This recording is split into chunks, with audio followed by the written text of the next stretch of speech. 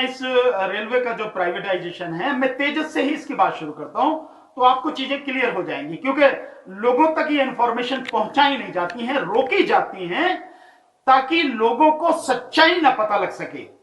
तेजस की इंफॉर्मेशन ये है कि लोगों से 18-18 घंटे काम कराया गया, वहां महिलाओं का शोषण किया गया, वहां पर टिकटों के पैसे जो है बढ़ाए गए, और जो वहां के कर्मचारी हैं उन कर्मचारियों को बिना किसी नोटिस के ही जब मन में आया निकाल दिया। ये तेजस की कहानी है।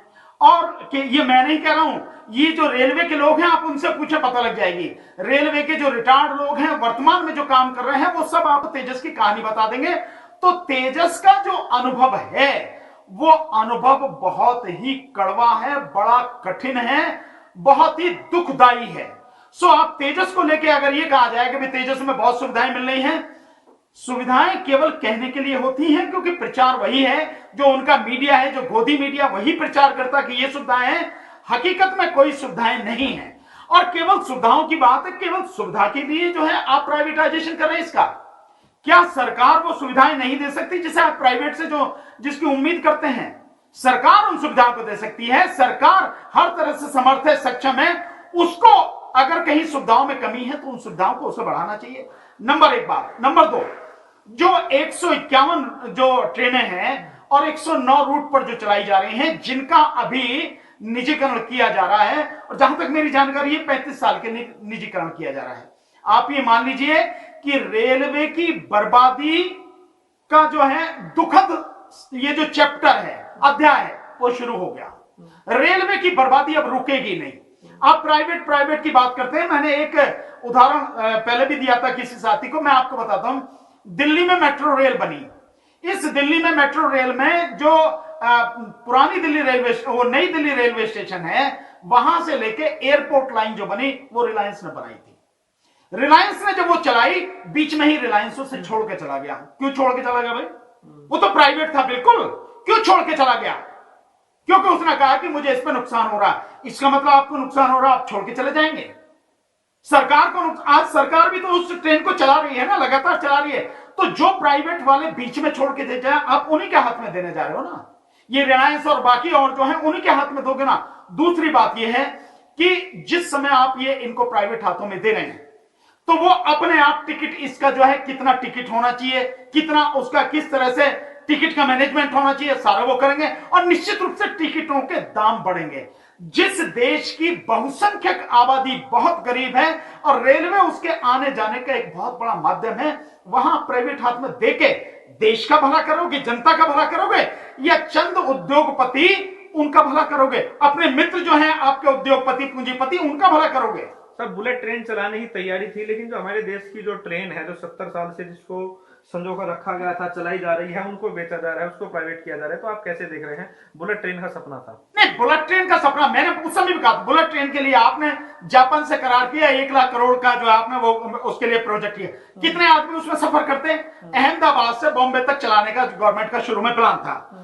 जिन सबके लिए, जिनके लिए, लोगों के लिए आप कर रहे हो, वो मात्र जो है 3,500-4 हजार जो लोग उसमें सफर करते हैं, उनके लिए आप बुलेट ट्रेन चलाने की बात कर रहे थे। नहीं सर, सवाल यह है कि अगर इस हमारी जो रेलवे है इसको सरकार नहीं चला पा रही है और ये उधर जो है बुलेट का सपना दिखाया जा रहा है। नहीं, देखिए मैं आपको वही चीज बता रहा हूं। मैं आप वो सारी चीज आपको क्लियर करके बताऊंगा ना। आप देखें कि बुलेट ट्रेन चलाने की बात करें, केवल 3,500-4 हजार लोगों के लिए आप वो ट्रेन चला रहे हैं। कितना खर्चा? 1 लाख करोड़।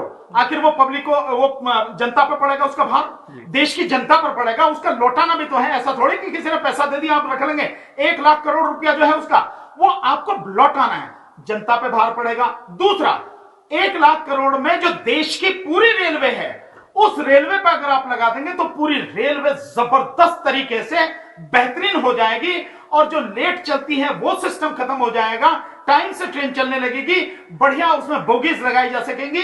जो जनरल क्लास में लोग चलते हैं उनके लिए भी एक सुविधाजनक स्थिति हो जाएगी। तो आपको वो करना चाहिए, या एक चंद मतलब 135 करोड़ की आबादी में मात्र 35,000, वो 3,000 3,500 लोगों के लिए आप जो है वो ट्रेन चलाएंगे? तो बुलेट ट्रेन का जो था वो सब कुछ इस देश को बर्बाद करने के लिए था। एक बात। दूसरी बात, जिस रूट पर वो बुलेट ट्रेन चलाने की बात थी, अगर आपको ध्यान हो, उस रूट पर जो वर्तमान में हमारी ट्रेनें चल रही हैं, भारतीय रेल की जो ट्रेनें चल रही हैं, उन ट्रेनों में 40% सीटें खाली रहती हैं और वो बहुत बढ़िया क्वालिटी की ट्रेनें हैं। तो पहले उनको ही भरो आप वो, और फिर कहां से, अहमदाबाद से लेकर और आप वहां तक जो बॉम्बे तक वो चला रहे हैं, उससे कम किराए में जो मेट्रो का उसका बुलेट ट्रेन करेगा, उससे कम किराए में तो हवाई जहाज से पहुंच जाएगा आदमी। सो आपका सिस्टम क्या है, तरीका क्या है? मतलब ये है कि ये केवल तुगलकी जो है फरमान है, या यूं कहो कि मोहम्मद तुगलक की तरह जो काम किए जा रहे हैं, जिनका कोई वो नहीं है, कोई किसी तरह से उसका देश को लाभ नहीं है, चंद उद्योगपतियों को लाभ हो सकता है या सरकार से जुड़े हुए जो लोग हैं उनको लाभ हो सकता है। तर्क ये दिया जा रहा है, पहले जो एयरलाइंस है उसको प्राइवेट किया गया, उसके बाद आम आदमी भी जो है उसका टिकट इतना सस्ता हो गया, वो भी एयरलाइंस में जाने लगा, जहाज में। तो इधर जो अगर रेलवे में प्राइवेट किया जाएगा तो इससे सुविधाएं बढ़ेगी, मुझे कंपटीशन होगा। मैं आपसे अरुण जी जानना चाहता हूं कि कौन से उसमें जो है हवाई यात्रा में कहां किराया कम हुआ? पहले ही कंपैरिजन बिल्कुल भी नहीं है, पहले की कंपैरिजन में कोई किराया कम नहीं है। हुआ क्या है, आप देखिए कि जो लोगों को बताई चीजें नहीं जाती। आज की तारीख में आप जिस भी हवाई जहाज में जाइए, चाहे मतलब नेशनल लेवल पे जो चलते हैं, अपने देश के अंदर जो हवाई जहाज चलते हैं, उनकी सीटों की क्षमता बढ़ा दी गई। आप उस सीट पर बैठ के देखिए, आप अपनी टांगे यूं भी नहीं फैला सकते हैं। मतलब इस तरह से वो सीटें कर दी गई हैं। क्योंकि मैंने सफर किया है, इसलिए मैं आपको बता रहा हूं। उन सीटों में जो जगह होती थी, जो कंफर्टेबल आप बैठ सकते थे, उसको खत्म कर दिया, सीटों की संख्या ज्यादा कर दी गई, किराया अगर थोड़ा बहुत कम हो गया तो उसमें क्या। दूसरा, उस किराए में पहले खाना इसमें इंक्लूड होता था, नाश्ता इंक्लूड होता था, वो उन्होंने हटा दिया। अब 2 घंटे का सफर है, 4 घंटे का सफर है, कोई खाना अगर आप लोगे तो इंक्लूड होगा, फिर पैसे आ जाएंगे उसमें उतने ही। अगर आप नहीं लेना चाहते हो तो किराया सस्ता हो गया। आप ठीक इसी तरह से इसको आप ऐसे कैलकुलेट करके देखें कि जो ट्रेनें आपके यहां चलती हैं, जो शताब्दी चलती हैं, जो राजधानी चलती हैं, उनमें से जो खाने के पैसे हैं आप उन्हें साइड में कर दीजिए, किराया अपने आप कम हो जाएगा। तो उनमें जो हुआ है सुधार, जो हुआ है, या यूं कहो कि उनमें जो बदलाव हुआ है, वो बदलाव ये है, खाना जो है वो हटा दिया गया, सीटिंग जो अरेंजमेंट है वो बदल दिया गया, सीटों की संख्या ज्यादा कर दी गई। अब आप उसके बाद जो ले रहे हैं वो किराया कम हो गया। सबसे आप इसको कह रहे हैं, क्या आपको दिखाई दे रहा है प्राइवेटाइजेशन का? क्या प्राइवेटाइजेशन का सबसे बड़ा नुकसान यह है कि आपके हाथ में यह नहीं रहेगा कि इसका किराया कितना है, आप उस पर कोई कंट्रोल नहीं कर सकते। अब मैं इसका एक उदाहरण आपको देता हूं तो आपको इससे समझ में आ जाएगा। 90 के दशक में, 1990 के दशक में, यानी उस समय मार्गरेट थैचर जब ब्रिटेन की प्रधानमंत्री थी, उन्होंने ट्रेन को प्राइवेट हाथों में दिया, प्राइवेटाइजेशन किया। आप जानते हैं वहां क्या हुआ? मतलब आप इससे अंदाजा लगा सकते हैं कि भारत की तो स्थिति क्या भयानक हो सकती है। वहां जब ट्रेन को प्राइवेट कर दिया गया, ट्रेन के किराए 3 गुना बढ़ गए, 3 गुना। और उस सब के बावजूद भी, 3 गुना किराया बढ़ने के बावजूद भी वो घाटे में चले। मतलब 3 गुना किराया आपने बढ़ा दिया और फिर भी तुम कह रहे हो कि ट्रेन घाटे में है और सरकार आपको और सपोर्ट कर रही है। तो क्या हालत हो गई भाई? तो ये तो ब्रिटेन का है। मैं निश्चित रूप से कह सकता हूं कि वहां के लोगों का कुछ तो मॉरल होगा जो अपने देश के लिए काम करते हैं। यहां तो भ्रष्टाचार सरकारी तंत्र में, और जो प्राइवेट जो उद्योगपति हैं, पूंजीपति हैं, इतने भयानक तरीके से लूटते हैं कि लोग मर जाए तो मर जाए, उन्हें फर्क नहीं पड़ता। एक 2 उदाहरण से आप समझ लेंगे मेरी बात को। मैंने एक उसमें जो बताया था कि जो दवाई है, 2500 की दवा मिल रही है, 2500 की वो दवा जो है प्रिंट है उस पर, लेकिन उसकी कीमत कितनी है? 450 रुपए, 419 रुपए। अभी मैं आपको बहुत लेटेस्ट बता रहा हूं, कल ही की न्यूज है, आपको समझ में आ जाएगी। बॉम्बे में जो कोरोना के मरीज हैं, उन कोरोना के मरीजों के लिए एक इंजेक्शन है जो गठिया के उसमें इस्तेमाल होता है, गठिया में। उस इंजेक्शन की कीमत है 31,000। आप जानते हैं अरुण जी कितना मिल रहा है? वो इंजेक्शन बॉम्बे में 50,000 से लेके 90,000 रुपए में मिल रहा है, बॉम्बे में। और इसके अलावा जो रेमडेसिविर करके एक दवा बनी है, वो दवा की लगभग 20 या 30,000 जो है डोज हमारे यहां है देश में, और वो मैक्सिमम प्राइवेट जो बड़े बड़े नर्सिंग होम है, हॉस्पिटल्स हैं, उन्होंने अपने पास स्टॉक करके रख लिया। जानते हैं उसकी कीमत क्या है? उसकी कीमत है 5400 रुपए, 5,400 रुपए। कितने में मिल रही है? वो मिल रही है 12,000 से लेकर 16,000 रुपए में। कोरोना, यानी जिस समय देश में महामारी फैली हुई है, उस महामारी के समय में भी ये बड़े बड़े उद्योगपति, बड़े बड़े पूंजीपति, बड़े बड़े पैसे वाले सिर्फ और सिर्फ अपने मुनाफे की ब्लैकमेलिंग की बात कर रहे हैं। पब्लिक से उनका कोई लेना देना नहीं। लेकिन सर सरकार कुछ लोग तर्क दे रहे हैं कि आने वाले समय में कुछ ही सालों में, क्योंकि जो रेलवे का ट्रैक है बहुत उसकी खस्ता हालत होगी, क्योंकि वो चेंज होना है, इसलिए सरकार सोच रही कि प्राइवेट कंपनियों को दे दिया जाए ये, और प्राइवेट कंपनी इसकी मरम्मत कराए। किसी कीमत पर प्राइवेट कंपनी मरम्मत नहीं कराएगी। दिक्कत तो यही बात की है। आप कह रहे हैं कि खराब है, कई जो नई जो ट्रैक विषय हैं उनका क्या हाल होगा। प्राइवेट जो है किसी हालत में एक पैसा उसके इन्वेस्टमेंट के लिए नहीं लगाएगा। रेलवे जो कह रहा है कि 30,000 करोड़ की इन्वेस्टमेंट होगी, नहीं होने वाली है। सिर्फ ये लोगों को मूर्ख बनाने वाली झूठ जो है उसको फैलाया जा रहा है, ताकि लोग कहें नहीं यार इतना पैसा लगेगा और रेलवे बढ़िया हो जाएगी। आप बताइए, मैं आपसे सिर्फ ये जानना चाहता हूं कि रेलवे स्टेशन किसके हैं? वो सरकार के हैं, और सरकार के हैं तो किसने हैं? पब्लिक के हैं, क्योंकि पब्लिक का जो टैक्स का पैसा है उससे बना है सब कुछ। जो रेलवे ट्रैक है वो किसके हैं? रेलवे के साथ लगी हुई जमीन किसकी है? वो सरकार की है, मतलब पब्लिक की है, जनता की है। अगर आपको प्राइवेट ही चलाने हैं, मैं कह रहा हूं आप पूरा जो है प्राइवेट कर दो आप, लेकिन उनसे कहो प्राइवेट वालों से कि भैया अपनी जमीन खरीदो, उस पर अपना ट्रैक बिछाओ, अपने रेलवे स्टेशन बनाओ और तब जाके अपनी ट्रेन उस पर चलाओ। सरकार की जमीन, सरकार का ट्रैक, सरकार का जो रेलवे स्टेशन, और मजा कौन लेगा? प्राइवेट। और वो कैसे लेंगे मजा? जैसे मैंने इंग्लैंड का उदाहरण दिया, वहां तो तब भी नैतिकता है थोड़ी बहुत। यहां क्या है, ये दाम भी टिकट के 3 गुना 4 गुना कर देंगे, और कैसी कैसी व्यवस्था करेंगे आप नहीं जानते हैं। और इसके अलावा फिर दिखाएंगे अपनी किताबों में, अपनी बुक्स में दिखाएंगे कि घाटा है, घाटा हो रहा है, और फिर सरकार से मदद मांगेंगे हमें सपोर्ट दिया जाए, और जब नहीं होगा बस की तो छोड़ के चले जाएंगे।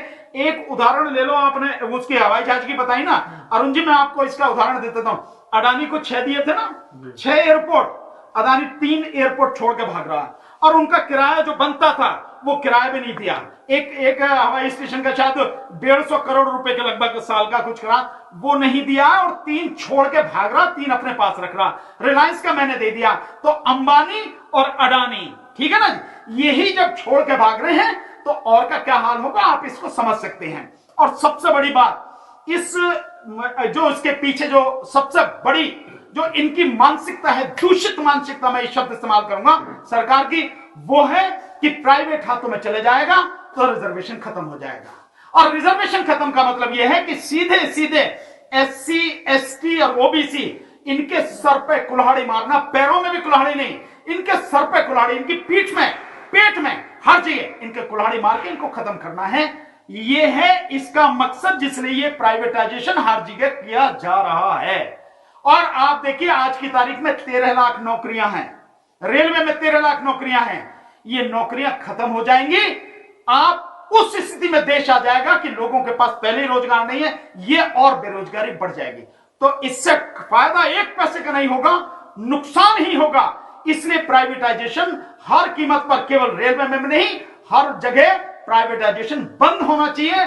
और ये कुछ ऐसी चीजें हैं जिनको सरकार को अपने हाथ में लेना चाहिए। और ये मैं नहीं कह रहा हूं, ये रेलवे में जो लोग हैं वो सब लोग भी इस बात को कह रहे हैं कि सरकार को सुधार करना चाहिए, सुविधाएं बढ़ानी चाहिए, ना कि इसको प्राइवेट हाथों में देना। सरकार क्या करना चाहिए अगर सब कुछ प्राइवेट लोग करेंगे? बहुत, मैं तो सिंपल कह रहा हूं, सरकार कुछ भी नहीं करना चाहती, फिर सरकार की जरूरत क्या?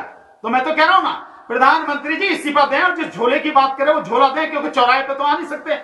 नोटबंदी वाला चौराहा तो अभी तुम प्रधानमंत्री का इंतजार कर रहा, उस पर तो आ नहीं सकते, वो डर लगता है उनको, और झूठ और गुमराह करने की उनकी पुरानी आदत है। तो वो अपना झोला लें और भैया यहां से जाएं, क्योंकि भैया जब मैं सब कुछ मैंने प्राइवेट हाथों में दे दिया, इसीलिए आया था प्राइवेट हाथों में देने के लिए, अब सरकार के पास कुछ करने को है नहीं, तो भैया मैं प्रधानमंत्री रह के क्या करूंगा, खत्म करो कहानी। तो क्या सर ये भी अंधेरे का फैसला, नोटबंदी, GST और लॉकडाउन की तरह? नहीं, देखिए ये बहुत सोच समझ के लिया गया फैसला है, लेकिन सोच समझ किस हालत में है? वो इस हालत में है, आप इसको समझिए, जो बेसिक चीज है वो है शेड्यूल कास्ट, शेड्यूल ट्राइब्स और जो अदर बैकवर्ड क्लासेस हैं, इनको पूरी तरह से बेकार कर दो। अगर ये सरकारी नियंत्रण में रहेगा तो सरकारी नियंत्रण में आरक्षण रहेगा, प्राइवेट में आरक्षण है नहीं, और प्राइवेट में चला जाएगा तो पूरी तरह से आरक्षण खत्म हो जाएगा, जिसके लिए लगातार सरकार काम कर रही है। तो आप कहेंगे, जब आप कहेंगे कि आरक्षण भैया है नहीं हमारे पास, हम कहां से दें आरक्षण, प्राइवेट में आरक्षण नहीं है, तो ये बहुत सोची समझी साजिश के तहत ये पूरा एक एक कदम जो सरकार उठा रही है, उसके पीछे सबसे बड़ी जो उनकी घृणित सोच है वो ये है कि प्राइवेट में तो सर आप कह रहे हैं कि सिर्फ आरक्षण को खत्म करने के लिए रेलवे को बर्बाद किया जा रहा है, नहीं, सेक्टर को बर्बाद। मैं ये कह रहा हूं कि आरक्षण को खत्म करना उनकी सबसे बड़ी टॉप प्रायोरिटी है। चाहे रेलवे टॉप प्रायोरिटी रेलवे हो या कोई भी क्षेत्र हो, टॉप प्रायोरिटी है। लेकिन उसके साथ साथ और भी इसके साथ कारण है जो मैंने आपको बताया।